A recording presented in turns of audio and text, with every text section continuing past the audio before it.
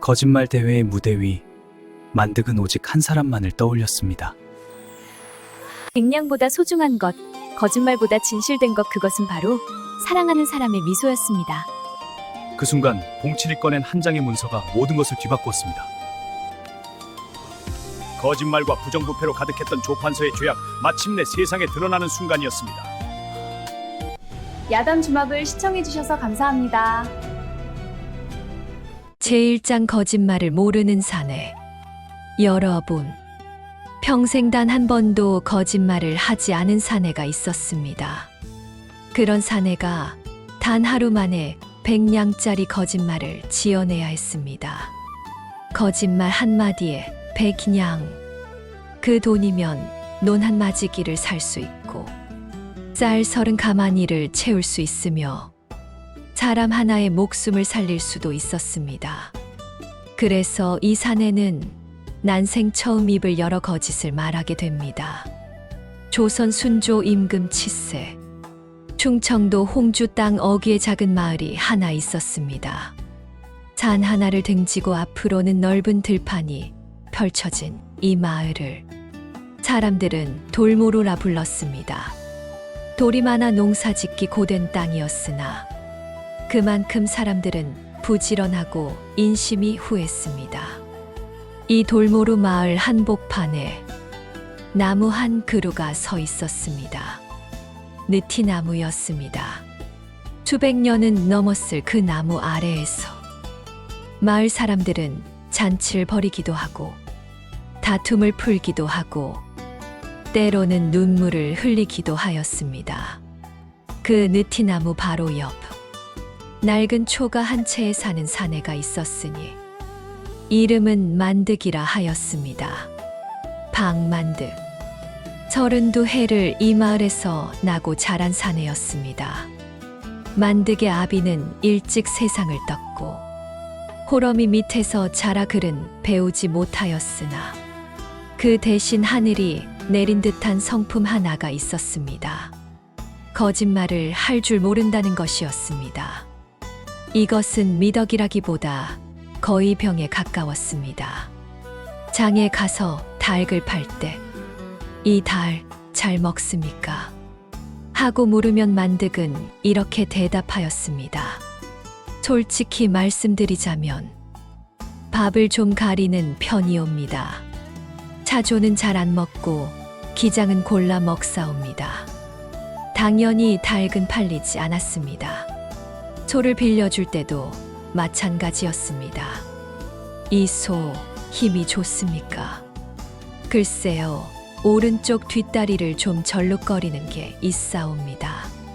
빌려갈 사람이 발길을 돌렸습니다. 마을 사람들은 만득을 가리켜 이렇게 말하였습니다. 만득이 입에서 거짓이 나오는 날엔 하늘에서 엿이 비처럼 쏟아질 게야. 그만큼 만득은 정직한 사내였고 그만큼 가난한 사내이기도 하였습니다. 그러나 만득에게는 하나 온 세상과도 바꾸지 못할 것이 있었습니다. 아내분이었습니다. 윤분이 같은 마을 출신으로 만득보다 3살 아래 살결이 희고 눈매가 초승달처럼 고운 여인이었습니다. 분이는 만득의 정직함을 누구보다 좋아하였습니다. 당신은 거짓말을 못하니까 내가 당신 말을 믿을 수 있잖아요. 그게 얼마나 큰 복인 줄 아세요? 분이는 늘 이렇게 말하며 웃었고 만득은 그 웃음 하나로 거친 세상을 버텨왔습니다. 그런 분이가 아팠습니다. 작년 겨울부터 기침이 시작되더니 봄이 지나도록 낫지 않았습니다. 여름이 되자 기침에 피가 섞여 나왔고 얼굴빛은 하루가 다르게 누렇게 변해갔습니다. 마을 의원 조생원이 진맥을 하고는 고개를 가로저었습니다. 내 힘으로는 어렵소. 홍주 읍내 제중원에 가면 당귀노경우항을 쓰는 처방이 있다 하오만. 조생원이 말을 흐렸습니다. 약값이 얼마나 됩니까? 만득이 물었습니다. 조생원이 한참을 뜸들이다 입을 열었습니다. 백냥이요. 백냥. 만득의 한 해버리가 고작 15냥이었습니다. 7해를 한 푼도 쓰지 않고 모아야 겨우 되는 돈이었습니다. 만득은 그날 밤 분이 곁에 앉아 아무 말도 하지 못하였습니다. 분이가 먼저 입을 열었습니다. 여보, 나는 괜찮아요. 올갈감이 익으면 그거 따서 말려 먹으면 나을 거예요. 분이는 웃었습니다. 그 웃음이 거짓말이라는 것을 만득은 알고 있었습니다. 거짓말을 모르는 사내의 아내가 남편을 위해 거짓말을 하고 있었던 것입니다. 만득은 이를 악물었습니다. 어떻게든 백냥을 구해야 했습니다. 그런데 그때 마을 앞 느티나무에 방 한 장이 붙었습니다. 종이 위에는 이렇게 쓰여 있었습니다. 거짓말 대회. 가장 기막힌 거짓말을 한 자에게 상금 100냥을 내리노라. 장소 홍주 객사 마당. 날짜 8월 보름. 심사관 홍주 목사 이하 3인. 백냥. 만득의 눈이 그 두 글자 위에서 멈추었습니다. 제2장 정직한 사내의 눈물.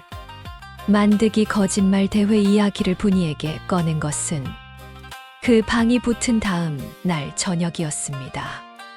나 그 대회에 나가 볼까 하오. 분이가 눈을 크게 떴습니다. 당신이 거짓말 대회에. 그래요. 백냥이면 약값이 되지 않소.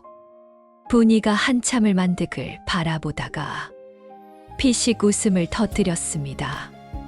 여보, 당신이 거짓말을 어떻게 해요? 어제도 이장님한테 올해 세금 낼 수 있겠느냐 물으시길래 솔직히 어렵사옵니다 했다면서요? 그게 솔직한 건 좋은데 이장님이 그 자리에서 얼마나 민망해 하셨는지 알아요? 만득은 머리를 긁적였습니다. 그래도 분이 약값은 구해야 하지 않소. 분이의 웃음이 사라졌습니다. 눈가에 물기가 고였습니다. 여보, 내 말 들어요. 그 약 안 써도 괜찮아요. 당신이 내 곁에 있으면 그것으로 충분해요. 만득은 고개를 저었습니다. 분이 나는 평생 거짓말 한 번 안 하고 살았소.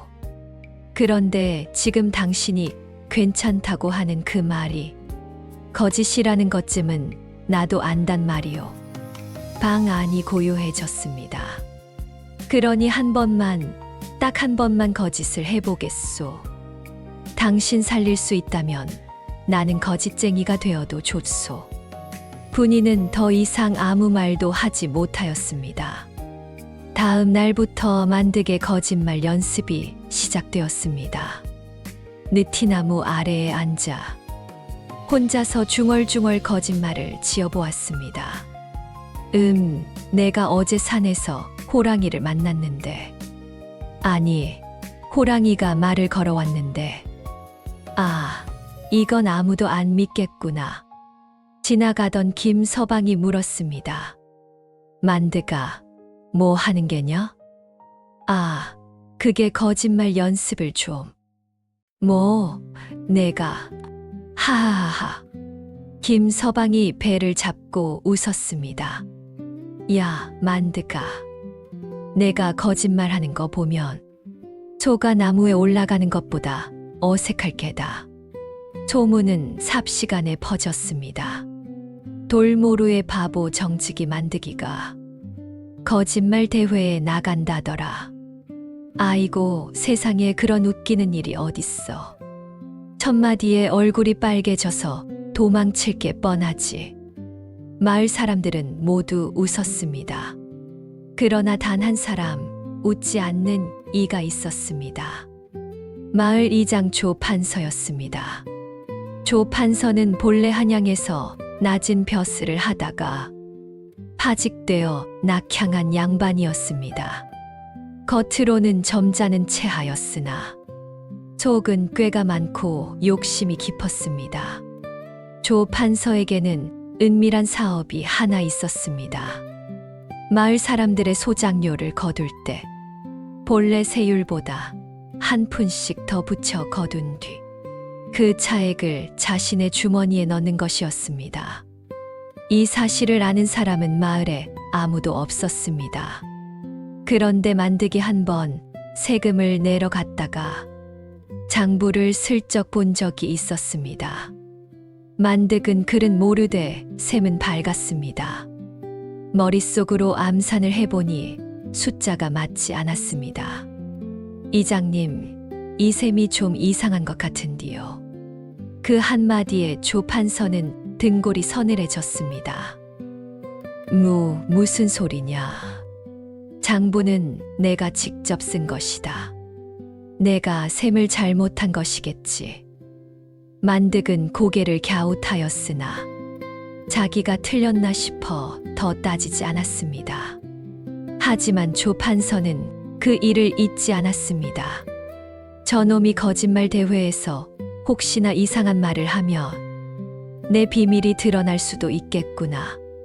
조 판서는 만득의 거짓말 대회 참가를 곱지 않은 눈으로 바라보기 시작하였습니다. 한편 만득은 분이의 병세가 나빠지는 것을 하루하루 눈으로 확인해야 했습니다. 분이는 이제 방 밖으로 나오지 못하였습니다. 기침 소리가 밤새 초가 벽을 울렸습니다. 만득은 낮에는 남의 밭에서 품을 팔고 밤에는 분이 곁에서 미음을 끓이고 새벽에는 느티나무 아래에서 혼자 거짓말을 연습하였습니다. 옛날에 용이 하늘에서 내려와서 아니, 이건 너무 허무맹랑하고 만득은 머리를 쥐어짰습니다. 대체 거짓말이란 게 어떻게 하는 거란 말이오. 그때 뒤에서 목소리가 들렸습니다. 거짓말이란 건 말이야. 진짜처럼 느껴지게 만드는 게 핵심이요. 돌아보니 나그네 한 사람이 서 있었습니다. 떠돌이 약장수 같기도 하고 길 잃은 선비 같기도 한 묘한 행색의 사내였습니다. 30대 후반쯤 되었을까. 낡은 가세때 묻은 도포를 걸치고 한쪽 어깨에 보따리를 메고 있었습니다. 누구시오? 나는 길 가던 놈이요. 근디 형씨가 너무 열심히 혼잣말을 해서 지나칠 수가 없었소. 나그네가 느티나무 아래에 벌러덩 앉았습니다. 거짓말 대회에 나간다면서 왜 나가는겨? 만득은 잠시 망설이다가 솔직하게 말하였습니다. 거짓말을 못하는 사람이니까요. 아내가 아프오. 약값이 100냥이오. 그래서 나가는 것이오. 나그네의 표정이 변하였습니다. 빈정거리던 눈빛에서 웃음기가 사라졌습니다. 아내 약값을 위해 거짓말을 배우겠다. 그렇소. 나그네가 한참 동안 만득을 물끄러미 바라보았습니다. 형씨, 내가 도와주리다. 예. 거짓말은 못해도 이야기는 할 수 있소. 내가 이야기 만드는 법을 알려줄 테니 형씨는 그걸 자기 말로 풀면 돼요. 만득은 반신반의하였습니다. 허나 나는 글도 모르고 말재주도 없소. 필요 없소. 거짓말 대회에서 이기려면 화려한 말솜씨가 아니라 사람 마음을 건드리는 게 중요하오. 형씨는 마음이 진짜인 사람이니까 그 진심 위에 이야기 옷만 입히면 돼요. 나그네가 손을 내밀었습니다. 내 이름은 봉칠이라 하오. 떠돌이 이야기꾼이요. 만득이 조심스럽게 그 손을 잡았습니다. 이렇게 정직한 사내와 떠돌이 이야기꾼의 이상한 동맹이 시작되었습니다. 대회까지 남은 날은 열흘. 백냥을 향한 거짓말 수업이 막을 올렸습니다. 제3장 거짓말 수업. 봉칠의 거짓말 수업은 만득의 예상과 전혀 달랐습니다. 첫째 날, 봉칠이 물었습니다. 형씨, 가장 기억에 남는 일이 뭐요? 분이랑 혼례 올린 날이요. 그날 뭐가 가장 좋았소? 분이가 웃었소. 그 웃음이 세상에서 제일 고왔소. 봉칠이 고개를 끄덕였습니다. 좋소. 그 장면을 기억해 두시오. 거짓말의 첫째 비결은 진짜 감정을 담는 것이요. 감정이 진짜면 이야기가 거짓이어도 사람들은 마음이 움직이요. 둘째 날, 봉칠이 만득에게 물 한 사발을 건네며 말하였습니다. 이 물이 약이라고 생각해 보시오. 이 물 한 사발이 1000냥짜리 약이라면 형씨는 이걸 어떻게 설명하겠소? 만득은 멍하니 물을 보았습니다. 그냥 물 아니요? 그게 바로 형씨의 문제요. 이야기꾼은 물 한 사발에도 사연을 만들 줄 알아야 하오. 봉칠이 물 사발을 들어 보였습니다. 이 물은 말이오. 지리산 꼭대기 천왕봉 밑 바위 틈에서 100년에 한 번 솟아나는 이슬이요. 산삼 뿌리 사이를 지나오기 때문에 한 모금이면 죽은 사람도 눈을 뜬다 하였소. 만득이 눈을 동그랗게 떴습니다. 헐, 진짜요? 아니요, 방금 지어낸 거요. 보시오. 형씨도 순간 믿었잖소. 왜 믿었겠소? 내가 그 장면을 눈앞에 그려주었기 때문이요. 거짓말의 둘째 비결은 눈앞에 그림을 그리는 것이요. 셋째 날, 봉칠이 나뭇가지로 땅에 동그라미 하나를 그렸습니다. 여기에 사람이 하나 있소. 이 사람에게 뭔가를 빼앗겼소. 아주 소중한 것을. 만득이 조용히 듣고 있었습니다. 이 사람은 빼앗긴 것을 되찾으려 하오. 그런데 길이 험하고 적이 많소. 형씨, 이야기란 게 뭔지 아시오? 만득이 고개를 저었습니다. 이야기란 소중한 것을 잃은 사람이 그것을 되찾아가는 여정이요. 그 여정이 험할수록 사람들은 가슴이 뛰어. 봉칠이 만득을 똑바로 바라보았습니다. 형씨 이야기가 바로 그렇소.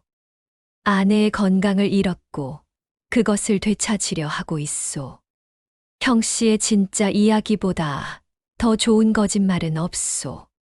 만득은 그 말에 가슴이 뜨거워지는 것을 느꼈습니다. 넷째 날부터 본격적인 이야기 만들기가 시작되었습니다. 봉칠은 만득에게 이야기의 뼈대를 잡는 법을 알려주었습니다.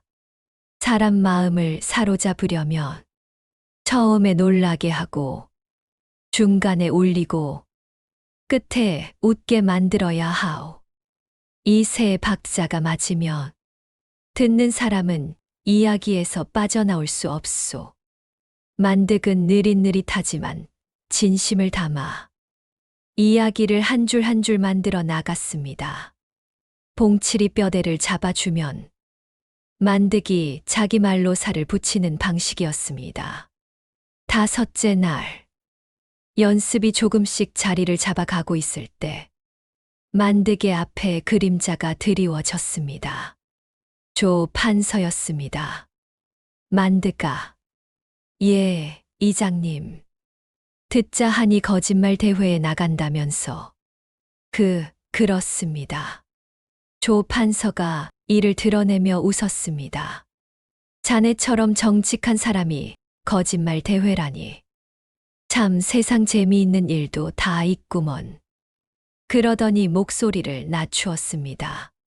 그런데 만드가 대회에 나가면 이것저것 말을 많이 하게 될 텐데 쓸데없는 말은 하지 않겠지. 만득이 고개를 갸웃하였습니다. 쓸데없는 말이라니 무슨 말씀이십니까? 아니다. 그냥 하는 말이요. 조 판서가 손을 내저으며 돌아갔습니다. 그 뒷모습을 본 봉칠이 중얼거렸습니다. 저 양반 뭔가 숨기고 있는 눈이구먼. 만득은 대수롭지 않게 넘겼습니다. 그러나 조 판서의 방해는 예상보다 빨리 시작되었습니다. 여섯째 날 아침, 만득이 집 앞에 나가보니 느티나무 아래 연습하던 자리에 누군가 소똥을 잔뜩 뿌려 놓았습니다. 이게 뭐여? 마을 아이들이 킥킥거리며 지나갔습니다. 만득이 아저씨 거짓말 연습하는데 소똥이 거름되래요. 하하. 아이들의 장난이라기엔 너무 고의적이었습니다. 같은 날 오후 봉칠이 머물고 있던 주막 주인이 봉칠에게 방을 빼달라고 하였습니다. 갑자기 왜 그러시오? 이장님이 떠돌이한테 방을 빌려주면 마을에 해가 된다고 하셨소. 미안하오만 나가주시오. 봉칠은 코웃음을 쳤습니다. 역시 그 양반이구먼. 봉칠은 쫓겨나듯 주막을 나와 만득의 초가 처마 밑에 짐을 풀었습니다. 형씨, 미안하오. 신세 좀 지겠소. 아이고, 편히 들어오시오. 우리 집이 좁지만 비는 안 새어와 한 군데 새긴 하오. 봉칠이 웃었습니다. 역시 거짓말을 못하는구먼. 그날 밤 봉칠은 만득에게 조용히 물었습니다. 형씨, 저 이장이 장부를 속이고 있다는 거 정말 본 것이오? 만득은 고개를 끄덕였습니다. 숫자가 안 맞았소. 그런데 내가 셈을 잘못한 줄 알았소. 형씨가 셈을 잘못한 게 아닐 거요. 저 양반이 마을 사람들 세금을 빼돌리고 있는 게 틀림없소. 만득의 표정이 굳었습니다. 그런 걸 내가 대회에서 말해야 하오? 아니요. 거짓말 대회는 거짓말 대회로 끝내야 하오. 진짜를 섞으면 안 돼요. 다만 때가 되면 진실은 스스로 드러나는 법이요. 봉칠의 눈빛이 어둠 속에서 빛났습니다. 한편 방 안에서 분이의 기침 소리가 들려왔습니다. 만득이 벌떡 일어나 방으로 들어갔습니다. 분이가 이불을 꽉 쥐고 기침을 하고 있었습니다. 입가에 붉은 자국이 묻어 있었습니다. 분이 괜찮소? 괜찮아요. 그냥 좀 걸릴 뿐이에요. 만득은 분이의 손을 잡았습니다. 그 손이 놀랄 만큼 가늘어져 있었습니다. 나 꼭 이기고 오겠소. 당신 약값 반드시 마련하겠소. 분이가 고개를 저었습니다. 당신이 거짓말 같은 거 안 해도 돼요. 나는 당신의 진짜 모습이 좋아요. 알겠소. 허나 이번만은 당신을 위해 거짓을 하겠소. 그 말을 듣고 분이의 눈에서 눈물이 흘렀습니다. 여보, 울지 마시오. 울면 내가 연습을 못하잖소. 만득이 억지로 웃었습니다. 그 웃음이야말로 만득이 난생 처음 해본 진짜 거짓말이었는지도 모릅니다. 대회까지 나흘. 시간은 모래알처럼 빠져나가고 있었습니다. 제사장 홍주 객사의 무대. 8월 보름. 홍주 읍내는 인파로 넘쳐났습니다. 추석 명절에 더해 거짓말 대회가 열린다는 소문이 퍼지면서 읍내 객사 마당에는 수백 명이 모여들었습니다. 장터 상인들은 엿과 떡을 팔았고 아이들은 나무 위에 올라가 구경하였으며 양반들은 객사 누마루에 자리를 잡고 부채를 붙였습니다. 심사석에는 세 사람이 앉아 있었습니다. 가운데 홍주 목사 한동익, 왼쪽에 향교 교수 남궁진, 오른쪽에 한양에서 내려온 병조석이 최윤호. 이 대회는 원래 홍주 목사가 추석 잔치의 하나로 기획한 것이었습니다. 백성들에게 웃음을 줄 잔치가 필요하다. 거짓말 대회라 하면 재미도 있고 인심도 풀리겠지. 목사의 뜻은 소박하였으나 상금이 100냥이라는 소문에 참가자가 쏟아졌습니다. 총 참가자 21명. 대부분은 입심 좋기로 소문난 장꾼들이었고 그 중에는 홍주에서 이름 높은 이야기꾼 서만복도 있었습니다. 서만복은 장터에서 약을 팔며 이야기로 사람을 모으는 이른바 약장수 이야기꾼이었습니다. 허풍이 얼마나 세냐면 한 번은 장터에서 이렇게 말한 적이 있었습니다.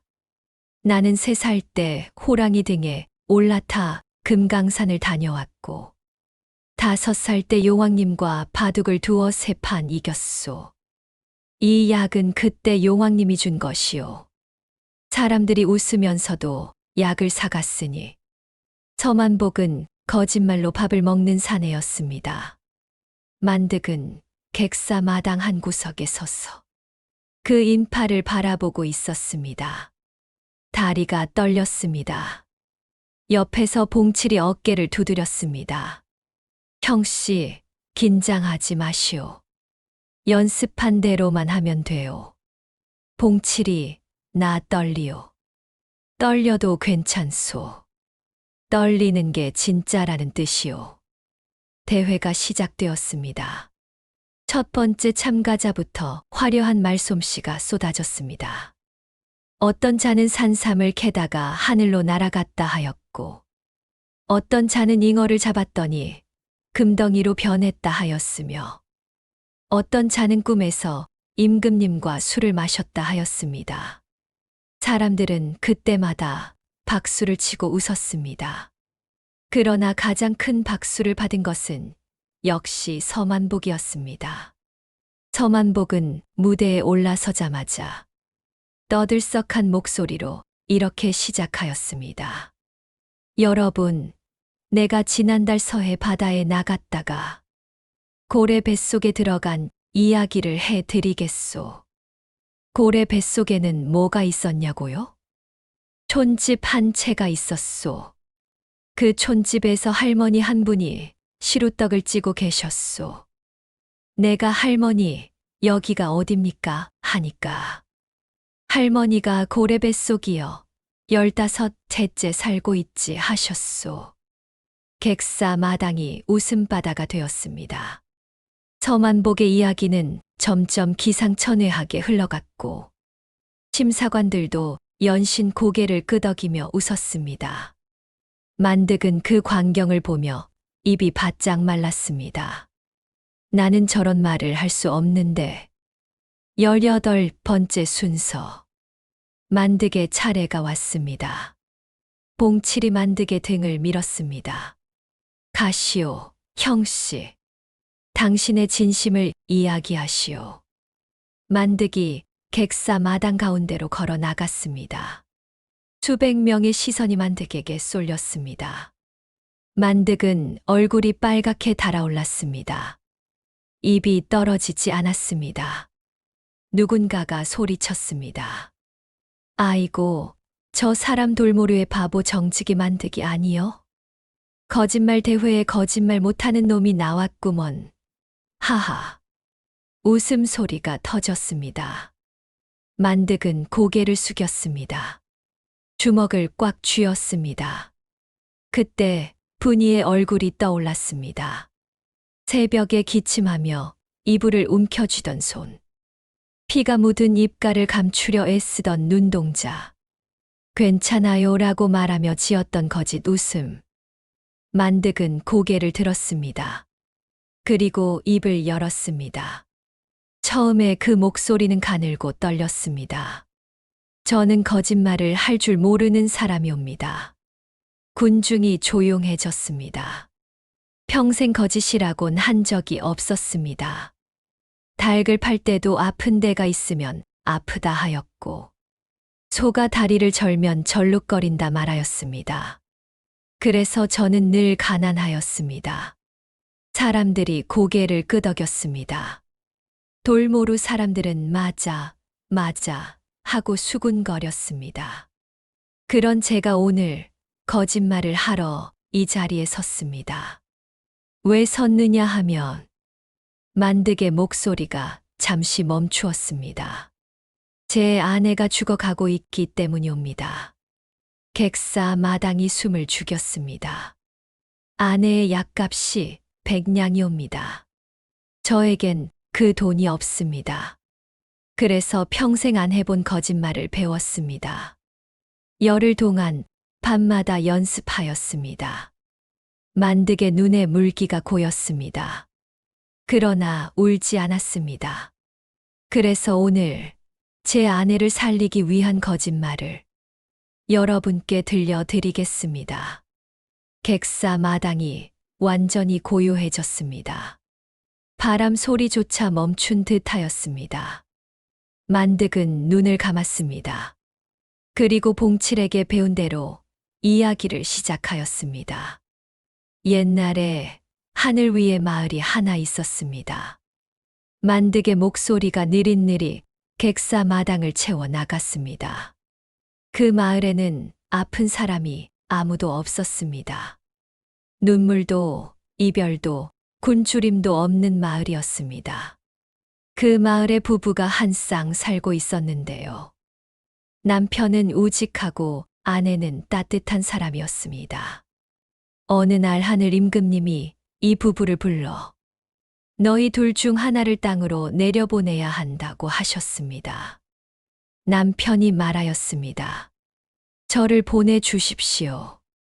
아내가 말하였습니다. 아니에요. 저를 보내주세요. 하늘 임금님이 물었습니다. 왜 서로 내려가겠다 하느냐? 남편이 대답하였습니다. 아내를 아프게 할 수 없기 때문입니다. 아내가 대답하였습니다. 남편이 혼자 고생하는 걸 볼 수 없기 때문입니다. 하늘 임금님이 한참을 생각하시다가 말씀하셨습니다. 그렇다면 둘 다 내려가거라. 대신 땅에서 서로를 아끼며 살아간다면 다시 이 하늘 마을로 올려 보내주마.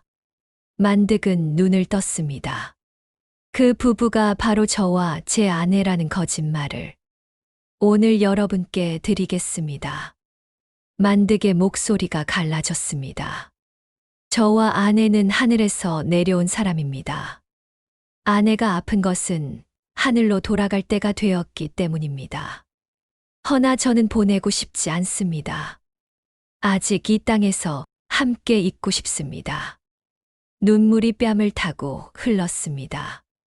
이것이 제 거짓말이옵니다. 제 아내가 하늘 사람이라는 거짓말. 그래서 곧 돌아가야 한다는 거짓말. 허나 한 가지만은 진짜이옵니다. 제가 아내를 보내고 싶지 않다는 것. 그것만은 거짓이 아니옵니다. 만득은 더 이상 말을 잇지 못하고 고개를 숙였습니다. 객사 마당에 침묵이 흘렀습니다. 길고 긴 침묵이었습니다. 그리고 그 침묵을 깨뜨린 것은 한 여인의 흐느낌이었습니다. 이어서 여기저기서 코를 훌쩍이는 소리가 들렸습니다. 장터 아주머니들이 앞치마로 눈물을 닦았고 심지어 누마루 위의 양반들도 부채로 얼굴을 가렸습니다. 심사석의 홍주 목사 한동익이 고개를 돌려 눈물을 훔치는 것이 보였습니다. 그때 서만복이 앞으로 나섰습니다. 잠깐, 이건 거짓말이 아니잖소. 저 사람은 진짜 자기 이야기를 한 것이오. 거짓말 대회인데 진짜 이야기를 하면 반칙 아니오? 군중이 웅성거렸습니다. 맞아, 거짓말 대회인데. 근디 하늘 마을 이야기는 거짓말 아닌가? 아내가 아프다는 건 진짠데. 혼란이 일었습니다. 심사관들이 머리를 맞대고 논의하였습니다. 그리고 한동익 목사가 입을 열었습니다. 거짓말 대회의 규칙은 가장 기막힌 거짓말을 한 자에게 상을 내린다는 것이요. 이 사람의 이야기에서 하늘마을 부부는 분명 거짓이요. 허나 감정은 진실이요. 거짓 위에 진심을 얹은 것이야말로 가장 기막힌 거짓말 아니겠소? 군중이 환호하였습니다. 그러나 최윤호 서기가 손을 들었습니다. 잠깐, 최종 심사는 아직 끝나지 않았소. 오늘 승자를 가리기에 앞서 한 가지 확인할 것이 있소이다. 최윤호가 만득을 바라보았습니다. 이 사내가 정말 정직한 사람인지, 혹시 이것마저 꾸며낸 것은 아닌지, 마을 사람의 증언을 듣고 싶소. 객사 마당에 긴장이 흘렀습니다. 그리고 바로 그때 조 판서가 자리에서 일어났습니다. 제5장 2장의 칼날. 조 판서는 군중을 해치고 앞으로 걸어 나왔습니다. 그 얼굴에는 근심과 뭔가 다른 것이 섞여 있었습니다. 한동익 목사가 물었습니다. 그대는 누구시오? 소인은 돌모루 마을의 이장 조 판서라 하옵니다. 만드기와 같은 마을 사람이옵니다. 그렇다면 이 사내의 됨됨이를 아시오? 조 판서가 잠시 망설이더니 입을 열었습니다. 만드기는 정직한 사람이옵니다. 군중이 고개를 끄덕였습니다. 허나 조 판서의 목소리가 굳어졌습니다. 최근 들어 만드기의 행실이 좀 수상하였습니다. 정체불명의 떠돌이와 어울리며 밤마다 무슨 꾀를 꾸미는 것 같았습니다. 군중이 웅성거렸습니다. 그리고 소인이 보기에 만드기의 아내가 아프다는 것은 사실이오만 이 모든 것이 동정을 사려는 수작이 아닌지 심사관 나리께서 잘 살펴주시기 바랍니다. 조 판서가 고개를 숙여 예를 취하였습니다. 만득의 얼굴이 하얗게 질렸습니다. 이 이장님, 수작이라니 그게 무슨 말씀이십니까? 만득아, 나도 내가 걱정돼서 하는 말이요. 거짓말 대회에 진짜 사연을 들고 나오면 그게 공정한 것이겠느냐는 뜻이요. 군중 사이에서 의견이 갈렸습니다. 이장님 말씀도 일리가 있어. 아니, 저 사람 아내가 진짜 아픈데 수작이라니. 글쎄, 요즘 세상에 누가 저렇게 순진해. 만득은 아무 말도 하지 못하였습니다. 해명도 반박도 떠오르지 않았습니다. 진짜 정직한 사람은 원래 변명에 서툰 법이었습니다. 분위기가 급격히 기울었습니다. 심사관들의 표정도 흔들리고 있었습니다. 그때 봉칠이 앞으로 나섰습니다. 잠깐만요. 봉칠의 목소리는 조용하되 단단하였습니다. 소인은 돌모루 마을에 열흘 전 당도한 나그네 봉칠이라 하옵니다. 이장 나리께서 소인을 정체불명의 떠돌이라 하셨는데 소인의 정체를 밝히지요. 봉칠이 품에서 낡은 문서 하나를 꺼냈습니다. 소인은 본래 전라도 남원 출신으로 한양에서 이문서원의 서리를 지냈던 자이옵니다. 지금은 여러 사정으로 떠돌고 있사오나 글을 읽고 셈을 할 줄은 아옵니다. 조 판서의 눈이 미세하게 흔들렸습니다. 이장 나리, 한 가지 여쭙겠습니다. 봉칠이 조 판서를 똑바로 바라보았습니다. 돌모루 마을의 금년 소장료, 장부를 이 자리에서 공개하실 수 있으시겠습니까? 객사 마당이 얼어붙었습니다.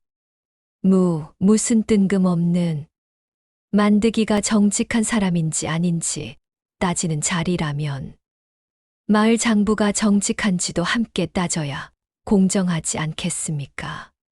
조 판서의 얼굴이 벌겋게 달아올랐습니다. 이놈, 감히 마을 이장의 장부를 의심하느냐? 의심이 아니라 확인이옵니다. 만드기가 지난 봄에 장부 숫자가 맞지 않는다고 말씀드린 적이 있지 않습니까? 군중이 술렁였습니다. 만드기가 장부에 대해 뭐라 했다고? 이장님 장부가 이상하다는 거야? 한동익 목사가 눈을 가늘게 떴습니다. 잠깐, 거짓말 대회의 심사 중에 마을 장부 이야기가 나오다니 이상한 흐름이오만 혹시 사실이라면 가볍게 넘길 일은 아니오. 최윤호 서기가 고개를 끄덕였습니다. 목사 나리 소인이 확인해 보겠습니다. 이장, 장부를 가지고 있소. 조 판서는 얼굴이 흙빛으로 변하였습니다. 장부는 집에 있소. 여기엔 없소. 그렇다면 내일 확인하면 되겠소. 오늘은 거짓말 대회 심사를 마저 진행하시지요. 최윤호의 말에 한동익 목사가 동의하였습니다. 그러나 분위기는 이미 바뀌어 있었습니다.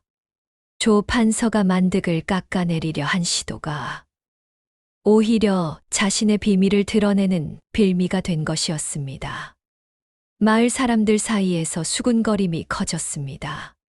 이장님이 왜 저렇게 당황하시는 거지? 설마 진짜 장부를 속인 건 아니겠지?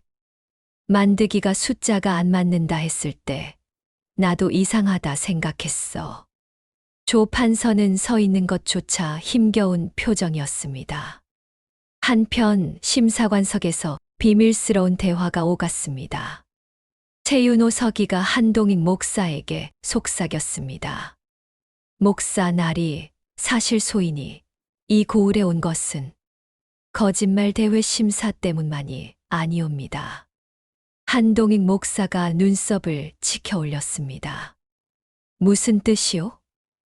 한양에서 충청도 여러 고을의 소장료, 비리에 대한 밀고가 들어왔습니다.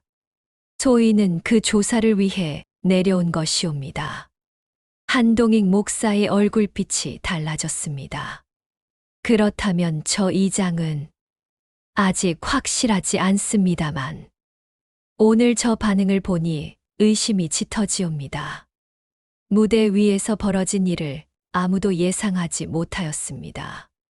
거짓말 대회가 진실을 파헤치는 자리로 바뀌어 가고 있었습니다.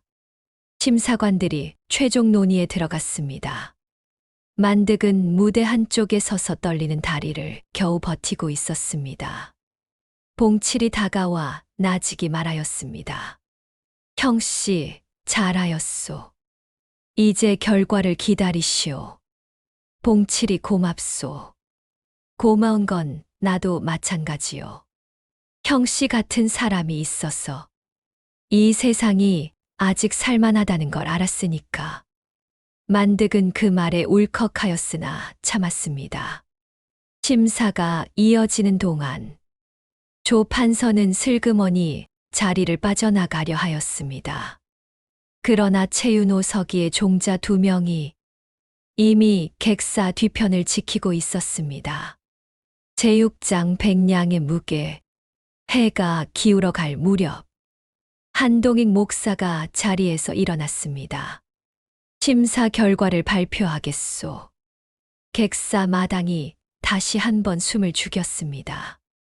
오늘 21명의 참가자가 각기 기막힌 이야기를 풀었소. 하나같이 재주가 대단하였소. 목사가 잠시 뜸을 들였습니다. 그중 가장 많은 웃음을 준 자는 서만복이요. 서만복의 고래 뱃속 이야기는 참으로 통쾌하였소. 서만복이 환하게 웃었습니다. 허나 목사의 목소리가 무거워졌습니다. 거짓말 대회에서 우승하려면 웃음만으로는 부족하오. 가장 기막힌 거짓말이란 듣는 사람의 마음을 뒤흔드는 거짓말이요. 목사가 만득을 바라보았습니다. 박만득이라 하였소. 예, 그렇습니다. 그대의 거짓말은 사실 별것 아니었소. 하늘 마을이니 하늘 임금이니 하는 것은 아이들 이야기 같기도 하였소. 만득의 어깨가 축 처졌습니다. 허나 그 단순한 이야기가 이 마당에 있는 수백 명의 눈에서 눈물을 빼앗았소. 거짓으로 시작해 진심으로 끝맺은 이야기. 이보다 더 기막힌 거짓말이 어디 있겠소. 목사가 만득의 앞으로 걸어왔습니다. 오늘의 승자는 박만득이요. 군중이 환호하였습니다. 만득은 무릎에 힘이 빠져 그 자리에 주저앉을 뻔하였습니다. 봉칠이 옆에서 부축해 주었습니다. 형씨, 이겼소. 만득은 한참 동안 아무 말도 하지 못하다가 마침내 입을 열었습니다. 진짜요? 허허, 아직도 거짓말인 줄 아시오? 만득의 눈에서 눈물이 쏟아졌습니다. 서만복이 씩씩거리며 다가왔습니다. 에이, 이건 불공정하오. 저 사람은 거짓말을 한 게 아니라 동정을 판 것이오. 한동익 목사가 서만복을 바라보았습니다. 서만복, 그대의 이야기는 웃겼으나 내 마음은 움직이지 않았소. 만득의 이야기는 서툴렀으나 내 마음을 움직였소. 어느 쪽이 더 기막힌 거짓말이겠소. 서만복은 할 말을 잃고 물러났습니다. 잠시 뒤 그가 다시 만득에게 다가왔습니다. 이번에는 표정이 달랐습니다. 내 아내 정말 그렇게 아프냐? 예. 서만복이 한참을 바라보다가 품에서 무언가를 꺼냈습니다. 은자 2냥이었습니다. 이건 내가 오늘 장에서 약 팔아본 돈이요. 많지 않지만 약값 보태거라. 만득이 놀라 눈을 크게 떴습니다. 이걸 왜? 나도 어릴 때 어무이가 아팠어.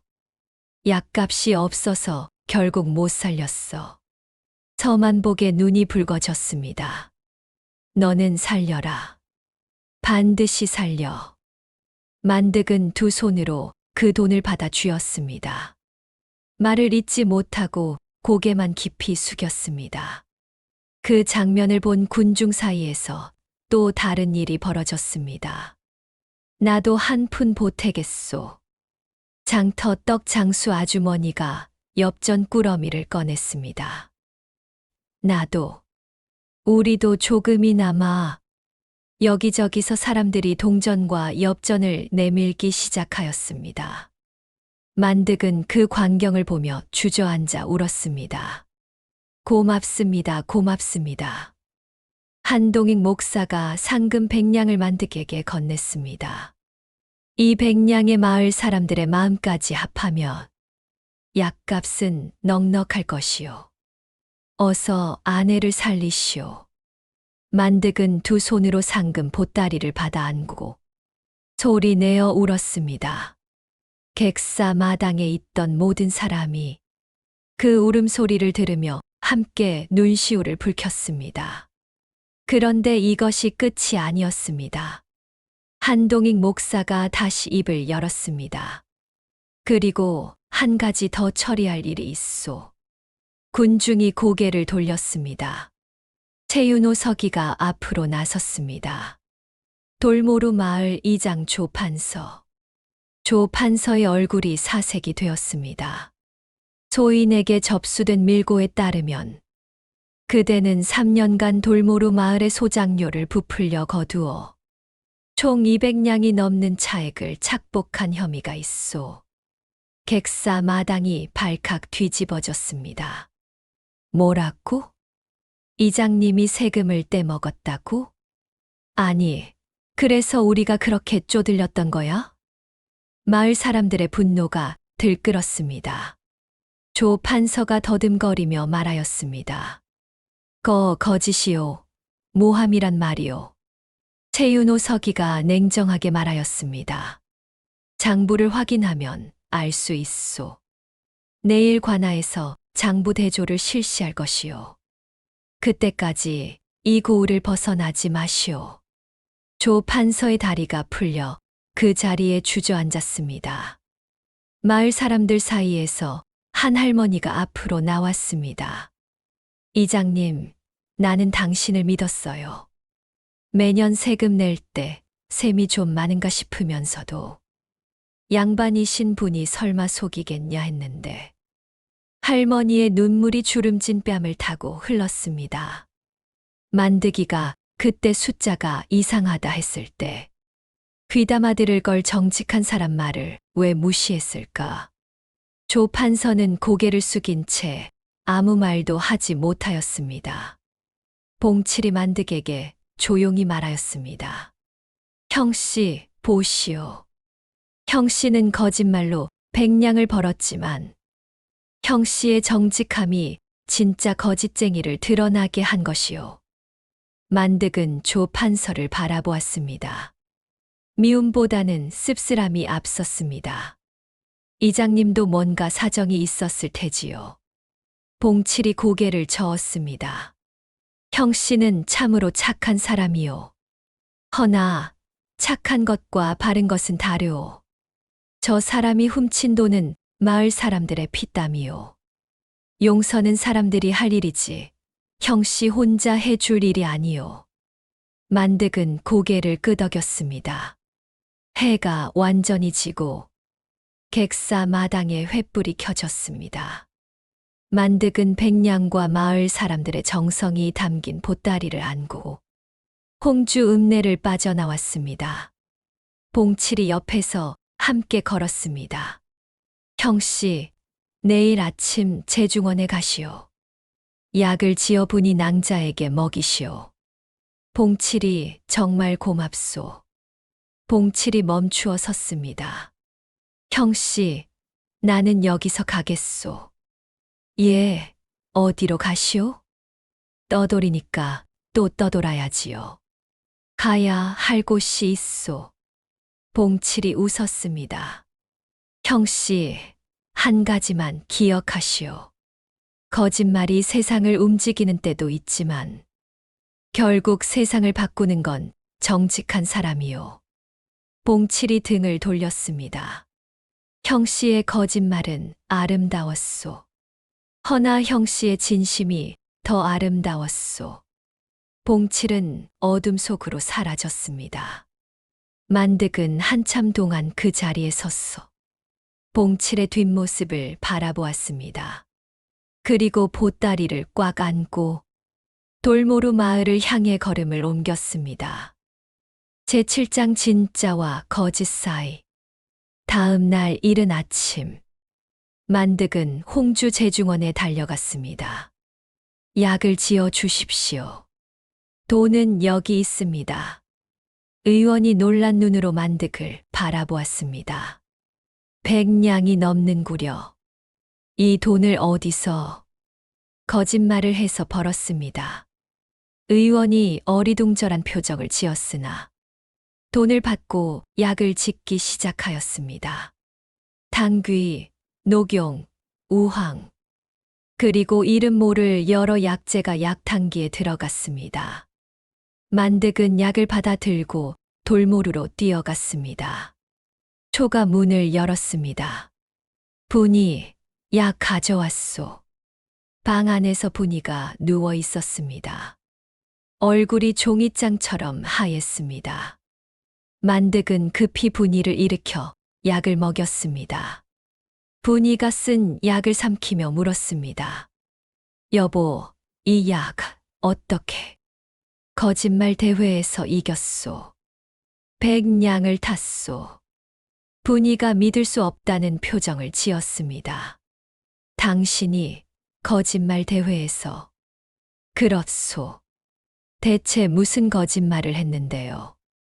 만득이 웃었습니다. 당신이 하늘에서 온 사람이라고 했소. 분이가 눈을 동그랗게 떴습니다. 나를요? 그렇소. 당신이 하늘 마을에서 내려왔는데 아파서 다시 하늘로 돌아가야 한다고. 그런데 나는 보내기 싫다고. 분이의 눈에서 눈물이 흘렀습니다. 여보, 근디 말이오. 만득이 분이의 손을 잡았습니다. 한 가지 거짓말 안 한 게 있소. 뭔데요? 당신 안 보내고 싶다는 것. 그건 진짜요. 분이가 울면서 웃었습니다. 기침 사이로 새어나오는 그 웃음이 만득에게는 세상에서 가장 아름다운 소리였습니다. 약을 먹이기 시작한 지 보름. 분이의 기침이 줄어들었습니다. 한 달이 지나자 얼굴에 핏기가 돌았습니다.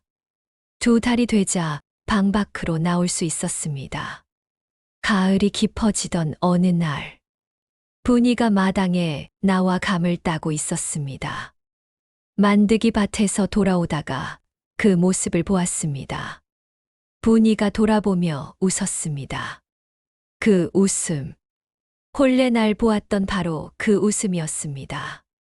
만득은 그 자리에 서서 한참을 바라보았습니다. 그리고 소리 없이 울었습니다. 한편 마을에도 변화가 찾아왔습니다. 최윤호 서기의 조사 결과 조 판서는 3년간 230냥을 착복한 것이 드러났습니다. 조 판서는 이장 측에서 쫓겨나고 관하에서 곤장 30대를 맞은 뒤 착복한 돈을 마을에 돌려주라는 명을 받았습니다. 마을 사람들에게 돌아온 돈으로 묵은 빚이 풀리고 겨울 양식이 채워졌습니다. 새 이장으로는 김서방이 뽑혔습니다. 만득의 어릴 적 친구이자 만득의 정직함을 늘 놀려대던 바로 그 사람이었습니다.